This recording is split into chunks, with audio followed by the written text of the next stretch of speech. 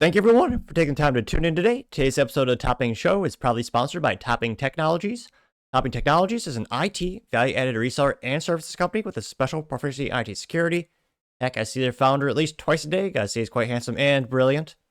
He's me, see, that's the joke. If you're an IT leader or a business owner, you can reach out to the team at sales@toppingtechnologies.com. Also, still giving away a free flamethrower with every IT purchase with Picatinny rail adapters so you can mount it to any standard AR-15 like all awesome accessories can be. Go to toppingtechnologies.com and click the flamethrower button to learn more and see me shooting a flamethrower. And lastly, trying to get to 6,000 subscribers by the end of the month. So if you can click that button and tell your friends, I would greatly appreciate it. Now going over to the business part of the podcast, you have Honda support their classics like the NSX.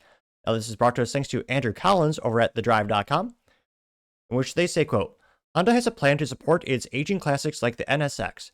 Honda will use a combination of approved suppliers, remanufacturing, and even 3D printing to create quote-unquote genuine compatible parts for its greatest hits cars in Japan. And here you can see the iconic NSX, the OG, the original one, which had a glorious design and Honda reliability, which at the time was unheard of for a sports car. And of course, with like all sports cars at the time, and still to this day, it offered 3 pedals, also known as a manual transmission. It might be a little disappointing, it's only a V6 in there, but it had the VTEC, and I debate if I like the Gen 1 versus the Gen 2 NSX in terms of this one is the original with the flip-up headlights. Now, they say that, quote, in Japan, Honda's been running a NSX refresh plan for customers to get early NSXs fixed by factory specialists since 1993. That program's been sunsetted this year and replaced with a new strategy to maintain support for the first gen NSX and other high-tier Hondas.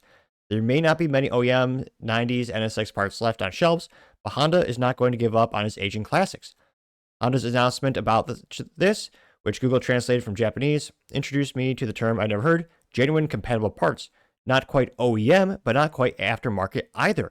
Honda will be making new classic parts with a mix of approved suppliers, 3D printing, and good old-fashioned remanufacturing of old parts. He says, quote, I'm too broke to buy an NSX, but I love the idea of the program like this, which, yeah, it's crazy to think. I think those bottomed out around $40,000 at its lowest in terms of valuation. And as more and more people want authentic, more analog cars with stick shifts and less computers and crap being bolted onto it because of government regulation that will inevitably break, all these classics are now skyrocketing like a stock, and NSXs are going for like 6 figures. It is quite disappointing as a collector because the barrier to entry is now exponentially high for such a great classic. But it is nice to see that the average person start to appreciate these vehicles that much more. Now they say that, quote, 3D printing is unlocking huge potentials for classic car restoration. We've already seen some great cottage industry innovation in reverse engineering no longer available parts. It totally makes sense for automakers themselves to reverse engineer their own parts and remake them to a higher standard using 3D printing. And he says, quote, as Honda officially stated, albeit translation, quote, with the cooperation of various business partners, we have been considering the production of alternative parts for parts that we can no longer produce and supply. Furthermore, the advancement of technologies such as remanufacturing and 3D printing, the range of possibilities for new manufacturing and procurement methods for the continued supply of parts is expanding, unquote. Sounds like Honda will be offering parts directly to consumers as well as new restoration services for customers in Japan. I guess if you're a real NSX nut in another country, you can ship your car there to the land of the rising sun for this treatment, but it doesn't sound like Honda will be setting up restoration centers somewhere else. Theoretically, the parts could be shipped anywhere though. These genuine compatible parts and the full factory restoration services will be available in Japan starting in the spring of next year, with more details to be made public this fall. If you're wondering about the price, it's probably something we'll find out later this year. NSX parts were never cheap, so don't count on bargains. The automaker is only offering this level of support for the NSX now, but the Japan announcement did say, quote, in the future, the service will be expanded to other sports-type vehicles, unquote. I expect that some Type R vehicles and the S2000 will be on the list at some point. Maybe a Honda Beat restoration program, anyone? Which, yeah, no one's restoring that. And one of the first comments here did kind of critique Honda because apparently they've had similar announcements around the Honda S2000 in a couple years ago and it didn't really come to fruition. And the few parts that they did come out with are very low quality. Now, some companies are especially proficient at supporting the customer long term. I think the best, bar none, is probably Porsche. Well, their parent company is Volkswagen Group, but it's probably about Porsche in particular. Where, I mean, they worked with Michelin to develop new cars for the Porsche Carrera GT that came out more than 20 years ago. I mean, and it was great not just for safety, but I mean, they beat their lap record at the Nürburgring by 20 plus seconds, which in racing is unfathomably good. But Porsche really takes care of you long term. For them, it makes business sense because so many high net worth individuals buy Porsches consistently throughout their life, and Porsche as a brand has very large profit margins to justify what might be a loss leader for some of those older vehicles and some of those older fixes. With Honda, even with the Acura brand, like right now, you can get the Acura. Well, the Honda, it's really the Honda Civic Type R, but they have the Acura version of the Integra Type R, which is, slightly better margins for Honda. Again, it's a luxury item, just like how Chevy has Cadillac. But, I mean, they already stopped production of the newer NSX, and they don't make that many sports cars. Honda really isn't much of a profit company. It's very much a volume business, very similar, albeit to like a Toyota.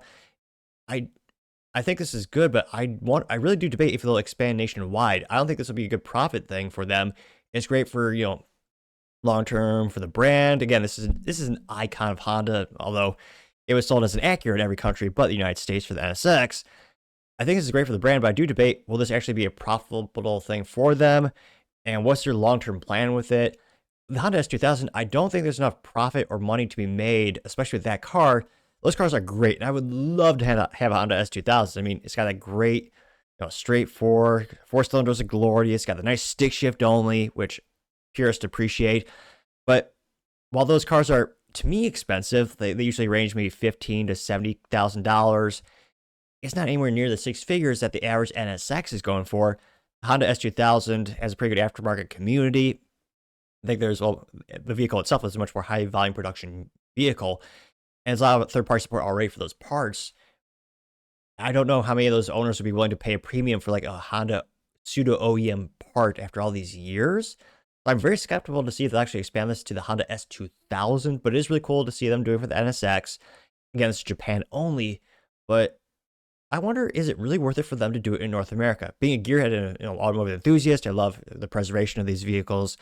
I mean, I think it'd be good for the sport and the brand, but in terms of financial viability, I don't think it'd really be worth it for them to do it in the United States. But as I always say, let me know your thoughts because I'd be fascinated to hear what you have to say.